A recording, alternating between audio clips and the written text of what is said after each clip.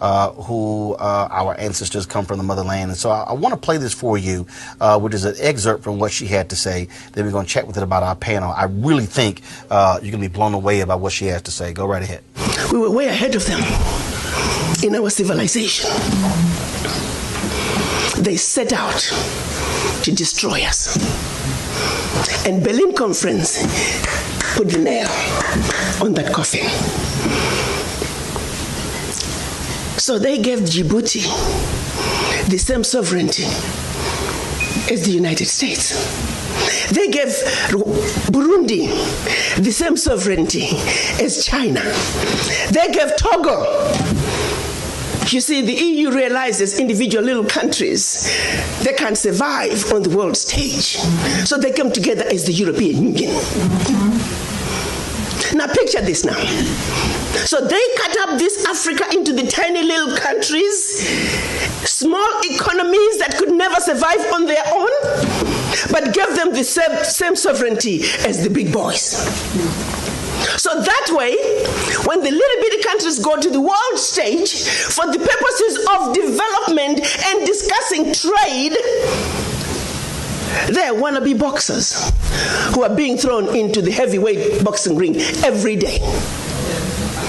How do you put China in the same boxing ring with Eswatini? Eswatini has 1.2 million people. China has 1.4 billion people. And you put them on the same stage and say, go at it, negotiate. Are you with me? Yes.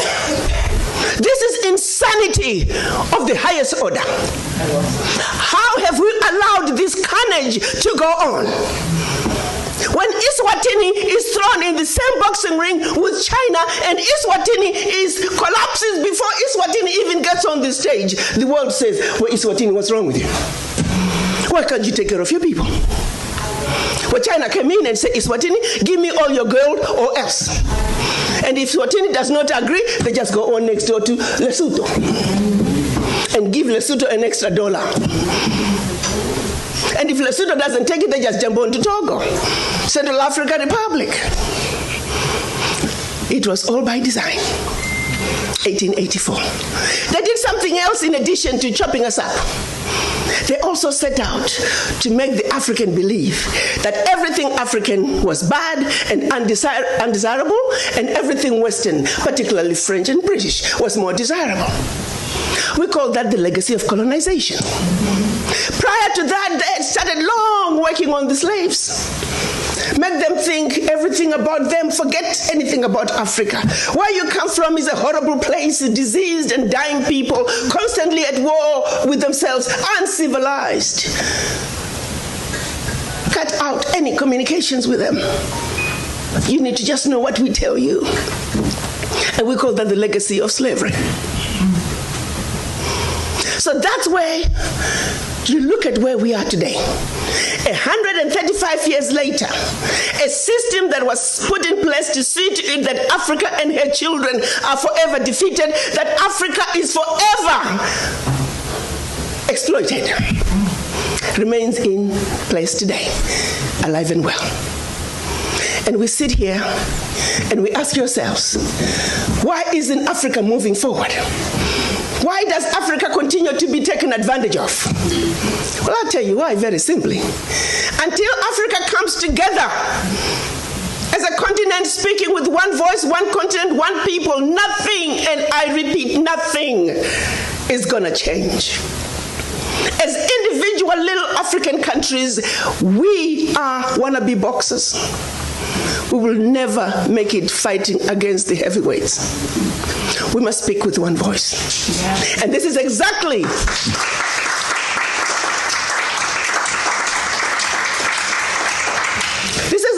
what our Pan-African leaders wanted to see happen in 1963 when they came together in Addis Ababa, Ethiopia. They clearly stated that Africa for the Africans at home and abroad, and that African Union was now.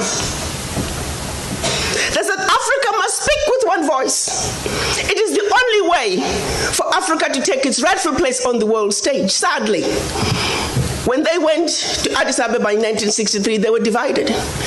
We had two factions, the Casablanca group and the Monrovia group. The Casablanca group were saying Africa for the Africans at home and abroad, and African Union now. This was Ghana, Guinea, Mali, Egypt, Morocco, Algeria, and Tunisia.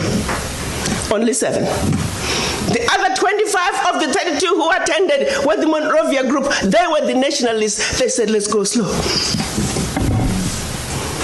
Let's kind of wait on this Pan-African thing. 55 years later, 56 this year, we're still going slow. As if it wasn't bad enough that we were divided up into the tiny little countries that we are today. The gift that Berlin Conference gave us. One other thing that France did between 1958 and 1961 in the name of giving us our independence as African countries. France forced the Francophone, and I hate that terminology. There is no such thing as Francophone, Anglophone. They made it up. But for the purposes of communication, I will use that.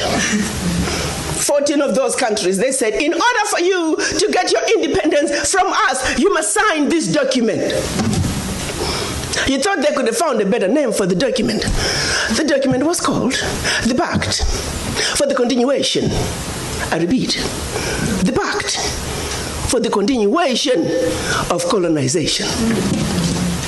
We are talking about giving you independence, but sign this pact for the continuation of colonization in a different format.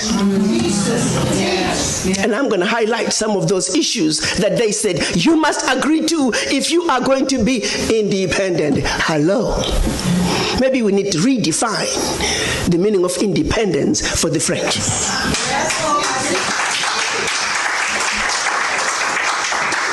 First, France said, you see, you monkeys, you don't know how to manage your money.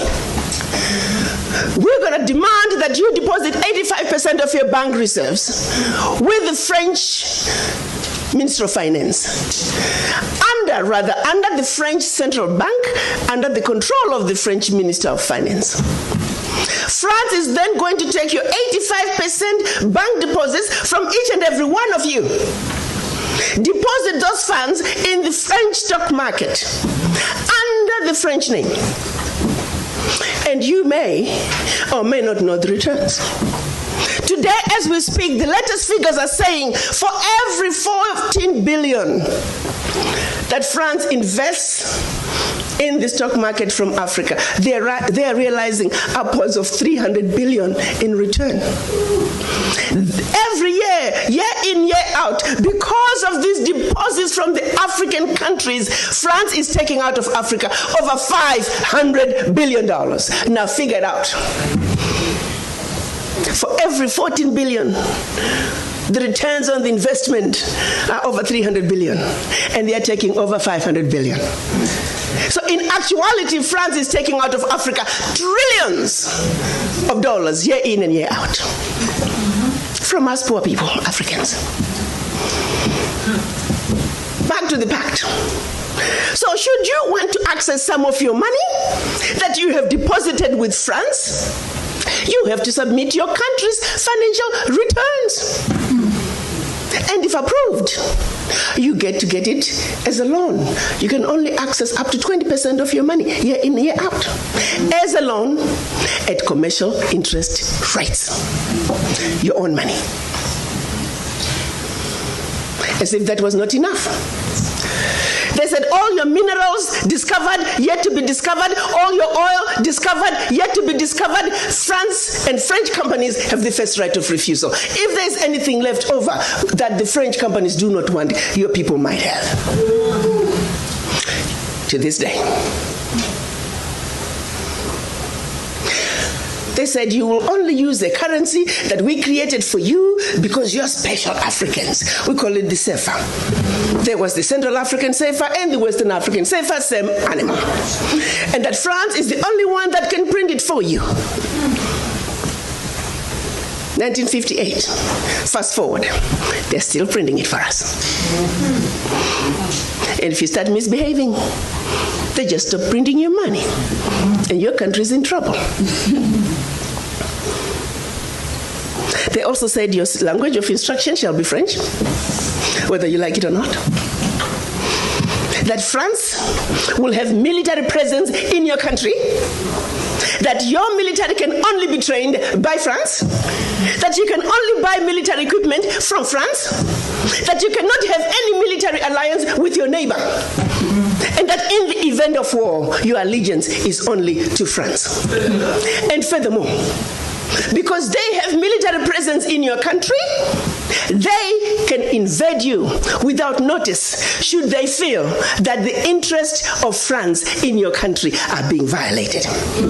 Teach, sister, teach. Speak on, sister. Fast forward, 2019, nothing has changed. The same people who have the audacity to tell us that we are poor countries, they are taking trillions out of Africa every year. And what is the African doing? Like an obedient, programmed black man, we just give in. We know the facts, but we just do nothing about it. Now, you have to say some of the fears are real, because if France that has sold you inferior equipment to theirs, France that has trained your military to be inferior to their military, they are now in your country. They can invade you. They have the permission to do so. They can destabilize you. And then one might say, why is it that African leaders haven't done anything about this deplorable situation? Well, let me tell you, my brother and sister, they have tried. Documented to this day, 22 coups where leaders were assassinated. France had something to do with it. The first 7, when they decided they were pulling out of the CFA and that they're going to print their own money, they were assassinated. Every time an African leader has tried to do what's best for their country, they were assassinated. Majority of them aided by France. It's a known fact. And then others, they were just mercenaries who felt that when there was a natural resource discovered in one country, they wanted to create a coup. So while the country is thrown into a civil war, they're siphoning the natural resource. We know of one particular story that had we not known about it, it would have been, oh, there we go again, the Africans. In about 25 years ago, a group of young, rich white kids were having fun in Cape Town. They found out that there was oil in Equatorial Guinea that had just been discovered, and they wanted it. So they set out a plan to have a coup in Equatorial Guinea. So while the Guineans are busy fighting a civil war, they will be siphoning the oil. But they made one mistake. There were 2 planes. One was to leave South Africa, stop in Zimbabwe, pick up more ammunition on their way to hunt in Equatorial Guinea. Another plane was taking off in the Caribbean that had this puppet diaspora who was supposed to be the next president. Mugabe wondered why such young people needed such powerful ammunition to go hunt in Equatorial Guinea. In doing his research further, he found out that this was a coup in the making. He allowed them to land in Zimbabwe. They loaded their plane, and just before takeoff, they were all arrested. The ringleader of that group was none other than the son of the former Prime Minister of the United Kingdom, Margaret Thatcher. She had to fly to Zimbabwe and paid handsomely to get her son out. The last one of those prisoners left Zimbabwe about 6-7 years ago. Had these young people succeeded, it would have been another coup. There you go, the Africans again. Such, my brothers and sisters, is the story of your Africa. They don't do coups anymore. They simply create instability. So when you hear of an instability in an African country, ask yourself, what is really going on? Because what they are telling you is really going on is just a shiny object. The real issue is over here. And you need to stop before you start being used as an instrument of your own self-destruction. She's did it.